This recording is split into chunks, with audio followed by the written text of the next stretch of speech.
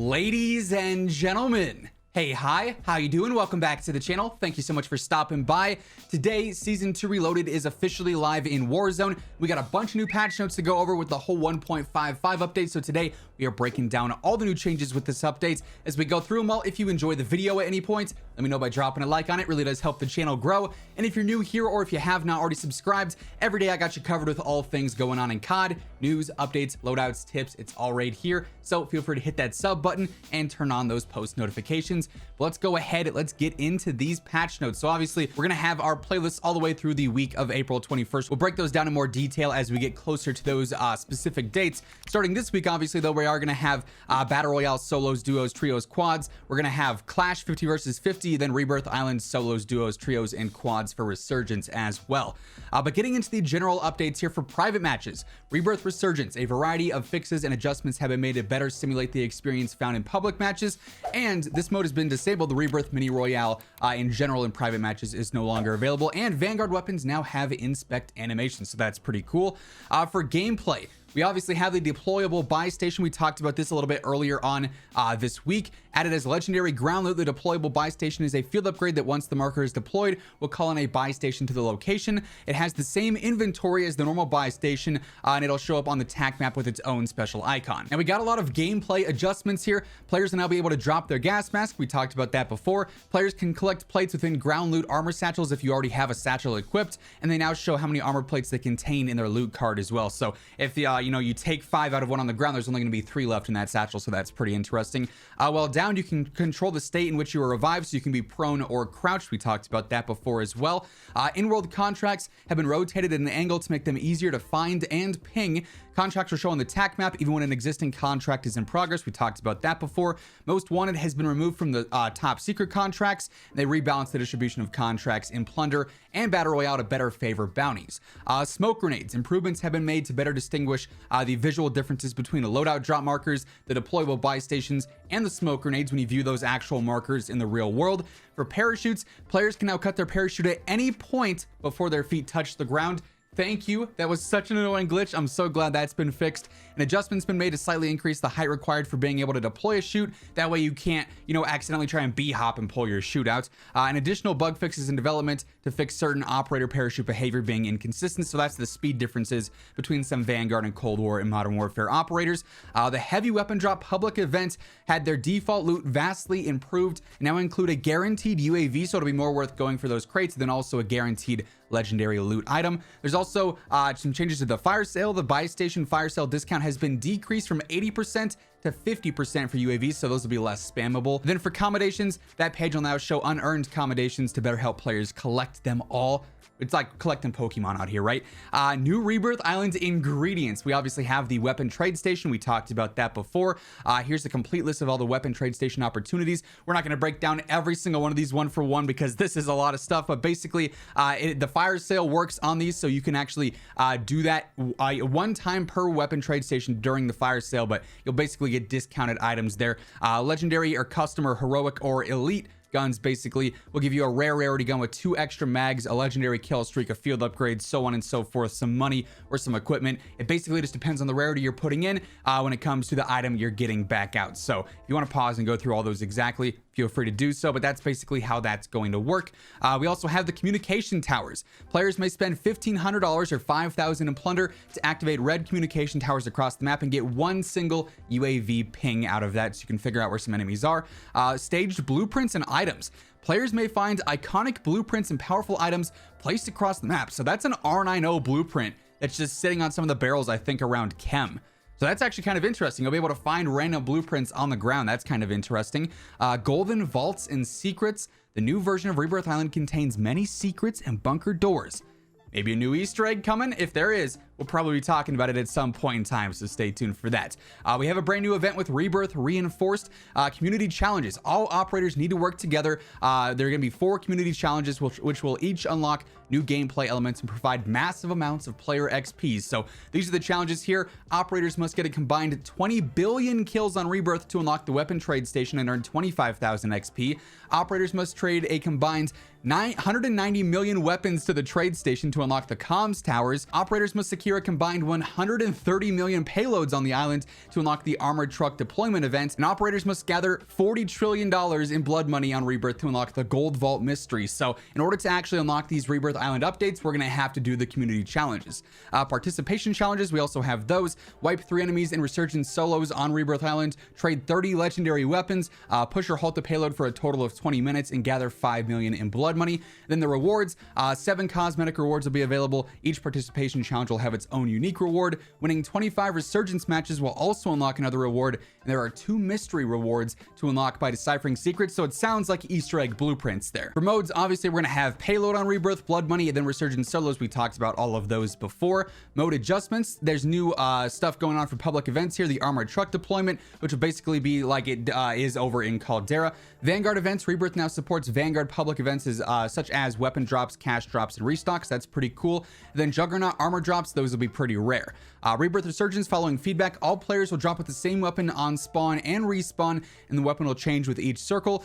Players will spawn with weapons from Vanguard, Cold War, and Modern Warfare. They added an icon to clarify when spawn protection is active. Resurgence now has custom voiceovers, which is kind of cool. They rebalanced the quantity of contract types to make top secret and supply drops more scarce. The free loadout drop will now drop approximately 50 meters close to a squad to improve accessibility. You'll love to see it.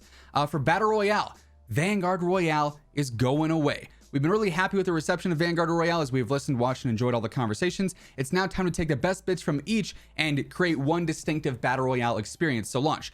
Gameplay. Core health is now 150 plus 150 armor, so 300 health. Dead Silence is going to be a legendary ground loot still. The season ahead contracts. All Vanguard Royale contracts are being integrated. I love that. I was really worried about the big game bounties being removed. I love those, so I'm glad those are staying. Then all the public events are also staying. They're going to monitor feedback and refine it as they need. Now, map updates. Rebirth Island. Obviously, we've got all the changes to the island itself. Nothing too crazy there. Environmental improvements, a new skybox. We're still delivering the bright and sunny afternoon that is the sky, but with a few twists. Drastic sun orientation update to change the shapes of shadows throughout the map, and also added stormy/dramatic clouds on the horizon. I'm not sure if that's for anything, but we'll have to wait and see. We doubled down on the bright and vibrant color treatment globally, and also updated atmospheric fog to match the new skybox. And there's new signage and murals around as well. No more like Cold War stuff, basically. Redeploy balloons are on the island as well. There's 0 to 4 of those on the map, and then the midsection of the Gulag has now been modified on Rebirth as well. We obviously have stronghold instead of security now. We've got some docks now. We got different boats across the map. We have some changes to the prison yard to provide a little bit more cover, and then also the boat on the other side of the map. We have got the Ukraine calling card. You'll love to see that. For other UI stuff, the mouse scrolling speed in the store has been reduced. They improved gamepad navigation, improved mouse and keyboard navigation, and players can now equip their Vanguard calling card emblems and calling card frames. For PC only, players will now be able to see the world storytelling shown on the new front end, so you'll be able to see like the splash menu, basically. The update requires restart pop-up will now restart your client automatically after 5 seconds. They added a button to leave the squad party when you're in a party, and then the airplane sensitivity has also been adjusted. We've got some bug fixes. They fixed an issue with the ferrofluid Vargo 52 blueprint, so now anybody who bought that should be able to use that. They fixed an issue where pings would appear inconsistently across the redeploy balloons or around those. Issues for various skins and blueprints as well. An issue with the get pistol double kills challenge. An issue with the portable decontamination station breaking after the first circle had closed. An issue where Xbox players with their multiplayer privileges set to block are able to join other parties. They fixed an issue where the deployable cover could be used to access out of bounds areas, and then finally an issue with the quick inventory as well. For weapons, obviously we've got the brand new Armaguerra 43. We'll be talking about this later today with the best loadout and everything for it, so stay tuned for that. And then we've got weapon adjustments. The Vargo 52, the max damage was actually decreased from 28 to 27. The minimum damage was decreased from 24 to 23, and the neck damage multiplier was increased a little bit as well. So it's got some slight nerfs there. Obviously, they'll buff to the neck multiplier. For the Volk, they adjusted the gun kick. They say it tended to drift to the right while firing, which could distract or obstruct views, so they changed that. On the G43, they increased the bullet velocity. On the M1 Grand, they also increased the velocity. They increased the movement speed, then also the ADS interrupt time. On the SVT, the bullet velocity was also increased. Most melee weapons now execute a melee finisher on the second consecutive strike, so I'm curious to see if that'll interrupt gameplay too much. On the shotguns, Vanguard shotgun damage has been increased. The Einhorn revolving mag capacity was increased by 1. For snipers, on the 3-line controller only, aim assist enabled when not in ADS. Same deal with the Type 99. For SMGs on the Sten, the Gorenko capacity was increased a little bit by 4. The 45 ACP mags, that capacity was also increased, and same deal with the 9 mag capacity. Then on the well gun, the fire rate was decreased and the recoil was increased. So it is going to have more recoil now. For attachments for ammunition, on hollow point, the damage range is now decreased by 20%. So they're trying to spice things up with the SMG attachments there. Hollow point might not be the best to use in some cases. Honestly, lengthen is like the only real remaining decent ammo upgrade for SMGs, maybe some Sonic here and there, so we'll see if that's still worth using.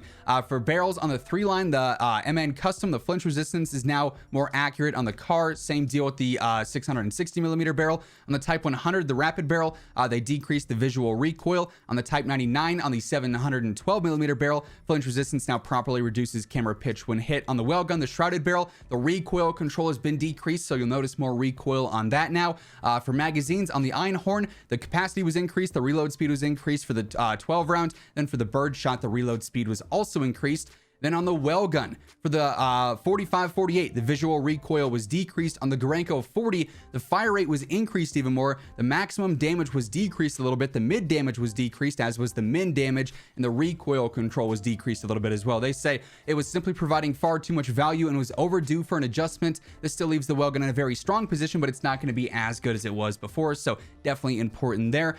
For perks, on the DP27, hard scope had its recoil control decreased. So then finally, for rear grips on the snipers, the airborne elastic wrap, the flinch now is working correctly. Same deal with all the other wraps as well, for it seems like pretty much all the Cold War snipers. Then the polymer grip is going to do that as well for Vanguard snipers, so some interesting changes there. Then finally, for the update size here, PlayStation is going to be 8.9 gigs, Xbox it's going to be 9 gigs, Xbox One it'll be 9 gigs, and then on PC it'll be 7.1 gigs or 12.4 gigs with Modern Warfare. And that being said, that is effectively everything that ended up changing in the Season 2 Reloaded update. Honestly, quite a bit of improvements. Obviously, some big changes with Rebirth, some big changes with weapon tuning, and a couple of gameplay fixes as well. All that being said, though, that is going to wrap things up for today. Hopefully you enjoyed the video. If you did, let me know by dropping a like on it. And if you're new here, or if you have not already subscribed, every day I got you covered with all things going on. News, updates, loadouts, tips. You'll find it all right here. So feel free to subscribe with those noties turned on.